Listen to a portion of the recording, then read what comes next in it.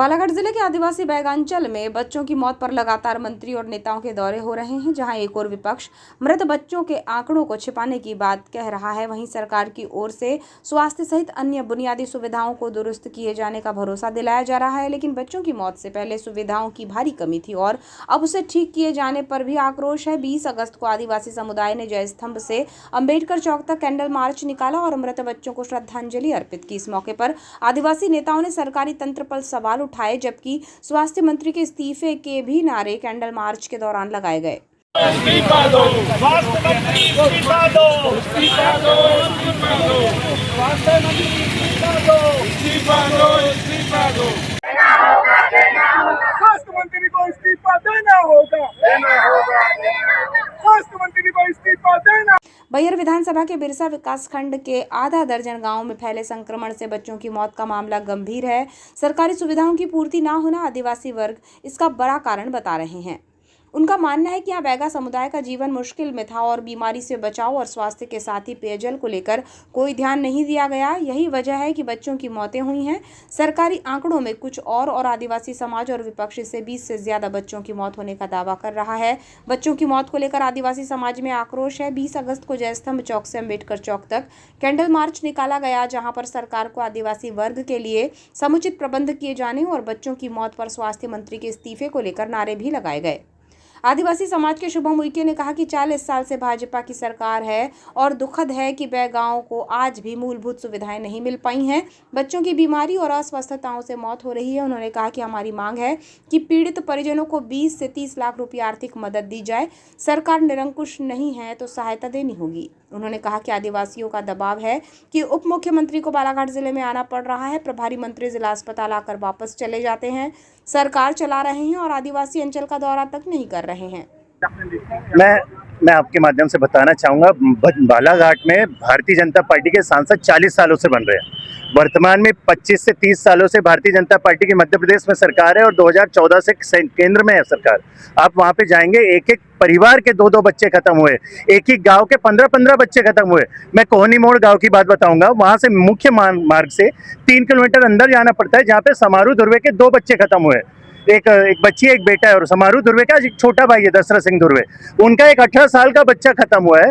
जब वो बच्चे, वहाँ के बच्चे कुपोषण से मर रहे, टीके के कारण अभाव में मर रहे, मलेरिया के कारण मर रहे।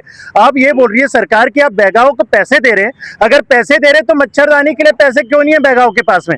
आज जब पूरे 22 बच्चे मर गए, 18 बच्चे मर गए, तो आप बोल रहे हो कि हम मिड डे मील देंगे, हम आपको मच्छरदानी देंगे। अरे भैया, हमको, हमारी ये मांग है। आदिवासी बाहुल जिला है, 8.5 लाख आदिवासी है, 2 विधानसभा यहाँ पे आरक्षित है। आप परसवाड़ा देखिए, लांजी देखिए, बैयर देखिए, यहाँ का कोई भी विधायक हो, अगर वहाँ की वस्तुस्थिति अगर देखना है आपको तो दूरस्थ अंचलों में जाइए।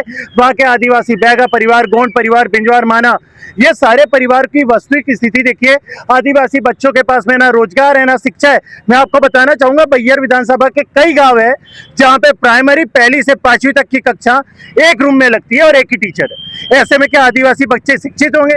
जब उनको शिक्षा का ही अभाव है तो उनको कैसे पता होगा? बच्चे पैदा होने के बाद में 9-9, 8-8 महीने के बच्चों को टीके लगते हैं।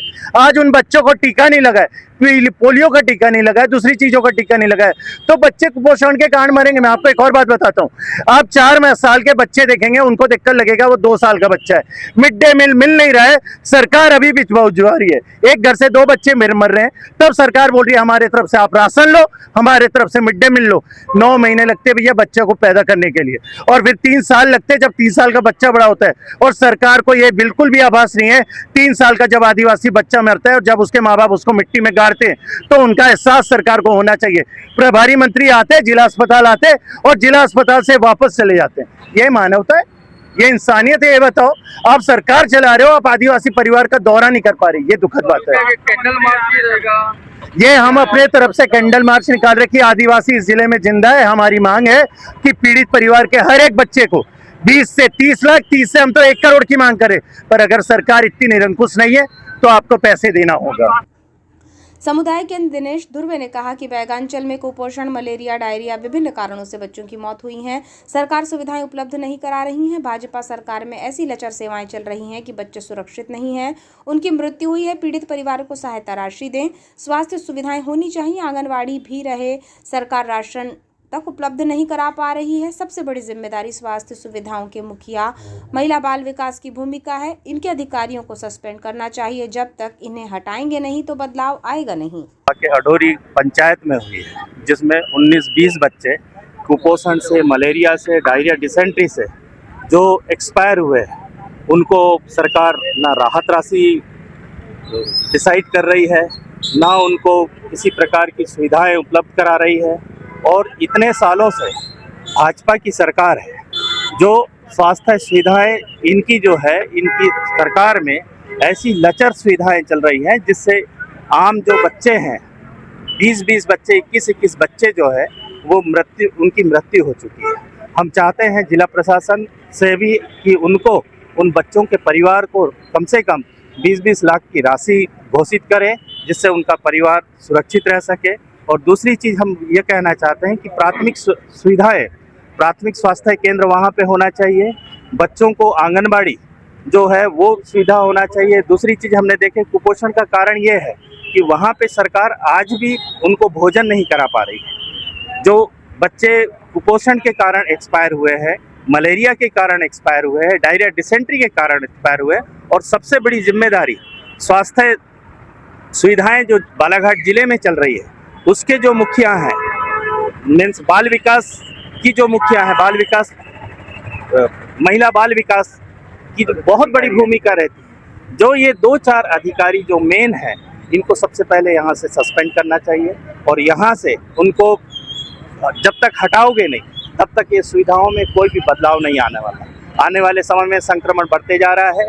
बैहर क्षेत्र में सबसे ज़्यादा संक्रमण से पीड़ित बच्चों की मृत्यु हो रही है।